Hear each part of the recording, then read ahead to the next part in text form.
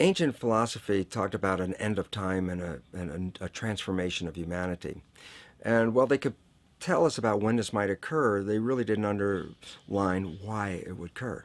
Now we know why we are facing our imminent extinction on this planet and coming to those prophecies and making them real. And that is this: we base our world on knowledge. Knowledge is power. Lack of knowledge is lack of power. Well, the knowledge that we've been operating with for many centuries, and the last couple hundred years specifically, the new scientific knowledge, is not actually found to be valid today, which means we've been operating from misperceptions, misbeliefs about the world comes from. Well, the idea is very simply this: if you don't understand if you have a misperception of the world, it can kill you. And so the significance, I'll give a simple example, is that if we had an anorexic person standing right here, and you and I looked at this anorexic person, we say, well, this person's near death, skin and bones. And we should ask them, what do they see when they look in the mirror? They say, well, I look in the mirror, I see this overweight, bloated person. And so they have a misperception. And what does the misperception lead to? It causes their brain to send chemistry to their body to reduce more weight. And because of a misperception, they're going to kill themselves. There was nothing wrong with their biology, it was their perceptions that were wrong.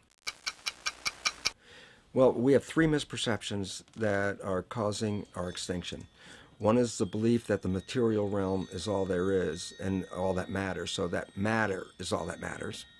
Number two is the belief that genes control our lives, which make us victims because we didn't pick the genes that can't change them and they have power over us. And the third one is an extension of Darwinian belief that says that the world is based on a struggle for survival. We all know about the rat race. And why is it a rat race? Because our fundamental belief is that if you don't go out there and fight to stay alive, you'll be trampled and killed. And so we see a world based on this Darwinian world, a nightmare of a struggle for survival, which involves war and competition and gouging each other for each one climbing up on the back of another to stay alive. So what's wrong with these perceptions? Well, number one, the belief that matters is all that matters. That's a Newtonian belief. Quantum physics has come in and said, boy, did you make a mistake on that? It's not the physical matter that's most important. It's the invisible stuff you can't see, because it's the invisible fields, the energy fields, that shape matter in the same way that a magnet can cause the shaping of iron filings. So if you look at the structure of what's going on in here and blame it on the structure, no, you missed it. It's based on the invisible. But the biggest part of contribution to that invisible from us is our mind. Our minds are shaping the world. So whatever we believe is like a magnetic field that shapes our biology and our life to conform to the belief. So it says, wow, if that's true, then all of a sudden we should put more emphasis on the mind than on the body part. And that if we change our beliefs, then we can save our world. Myth number two was that genes control us, the belief of a victim. Again, cancer's in my family. What can I do about it? I might as well enjoy my life now. And all of a sudden we become irresponsible. Why? Because I said, well, if I can't control it, why do I care? And then irresponsible nature leads us to the extinction as well.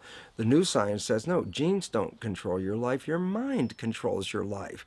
That your mind, acting through a new thing called epigenetic control, a new mechanism by which the environment or the perception of the environment controls our genetics, is what controls our heredity. And all of a sudden it says, well, then it means if you change your mind or your perception, then you change your biology. And the answer is absolutely. So you're a master of your life rather than a victim. And a third one that says, get all the matter you can, take it from the earth, rape the planet, gather it all in your yard because that's a measure of your success.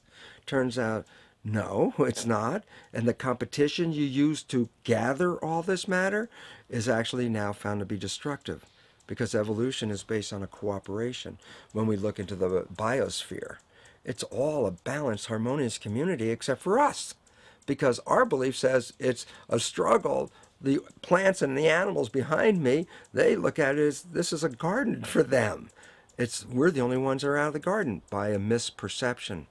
Since perception controls life and misperceptions can kill you, then you recognize the fundamental misperceptions on which we base our civilization are the destructive elements leading to our extinction. And when the new beliefs come into the public, civilization will take a radical turn and move off into a new situation of thriving and harmony and holism. That's the dimension that we're going to. this is the end of the civilization of the old beliefs and the transition into the new one. It's really interesting when we look at the world right now, it's in crisis, and that really promotes a lot of fear, which then creates a worse situation because then we get into protection, shut ourselves down. So I think we should look at what's really going on in a different understanding. Cells are like people, and you have 50 trillion cells in you, so you have 50 trillion citizens, people inside of you. But imagine you were inside a caterpillar, and you were in there with millions and millions of other cells, and all the cells have jobs: digestion, respiration, muscle cells doing their thing. Everybody's got a job. Caterpillar's growing. Everybody every day at the end of the day go, wow, man, we were working today. This thing is building. The caterpillar's getting bigger and bigger. The economy in that caterpillar's growing. So you as cells inside, you don't see the outside world. You see the inside world of your universe of cells as workers and all that. And you're looking around saying, yeah, system is growing. Economy's great. Everything's wonderful. Then there's a point where the caterpillar reaches a certain size and things start to slow down. And all of a sudden when things start to slow down, there's like more cells than necessary for the jobs.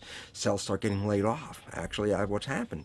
And many cells in this fear state actually commit suicide, which in biology is called apoptosis. They actually commit suicide because they look around going, oh, the thing's falling apart. Everybody's losing their work. That seems like it's coming to an end. And while everybody's in that panic fear, there are other individual cells in there that are not panicked. These other cells, genetically identical, but have a different vision. And they're called imaginal cells. That's the name of them. And these imaginal cells, they're in the midst of all this falling apart of their civilization, are looking and say, there's something better and more beautiful in front of us. They're the ones that create the butterfly. So from the same population that's going down with the caterpillar, many of these imaginal cells, which are the equivalent of cultural creatives, have a new vision for this civilization, saying, wait, restructure this thing. We can restructure this. We can make something far better. What's happening in the world today is the end of the caterpillar. And the imaginal cells are making themselves known with new ideas, new visions, and new ways out, because there is a far better way out. It's not the end at all. And most importantly, it's the young people have to recognize they're the population of imaginal cells, because it's up to them to take what was brought into the civilization and restructure it so that they can build that butterfly civilization that is far more magnificent. So rather than looking at fear, right now, look at this as the moment of opportunity, because there's something so much better on the horizon, but we can only get there by eliminating the structure as it is now, because the structure as it is now is providing for our extinction. And so it's not a bad thing that's happening. It's absolutely quite a wonderful thing that's happening, as long as you decide to be the imaginal cell rather than the cell that commits apoptosis. The problem is that the basic patterns of belief and behavior that are programmed in the subconscious mind came from our teachers, primarily our parents, our family, and our community. We didn't put those programs in there. They're other people's programs. And now neuroscience has told us in the unfolding of our lives, only 5% of our life is controlled by our conscious mind, what we want, and 95% is controlled by the programs. But the programs primarily came from other people. And their beliefs and their wishes don't generally match what we want. So if you're looking at your life, I'm going to tell you every day it's a struggle, with 5% of your time going to where you want to go, and 95% of the time controlled by the subconscious with programs from other people that were installed in there. And the problem is, because the subconscious is also the unconscious, it means when those programs are playing, we don't see them. And that means they're invisible to us. And that means 95% of the behaviors that are driving us through life, we don't even see them, even though we did them, but they came from other people. You want to get your power back, then you have to look at those subconscious programs, because science has revealed that virtually most of those programs that get in there, 70% or more of those programs, are really leading to limiting, sabotaging beliefs that are self-destructive. And this is why we can't get out of our own way, because we didn't even see we were in our own way, because we were doing it unconsciously. So when we look at the difference between the old science and new science, is the old science, you're a victim of things out of control. And the things that happen to you, you just pray for the best. The new science says you're a master, and you can control your biology and your health.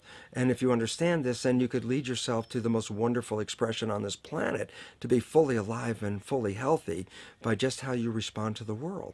And that means What we need to do is learn how we respond to the world and adjust those responses, because that's where empowerment comes from.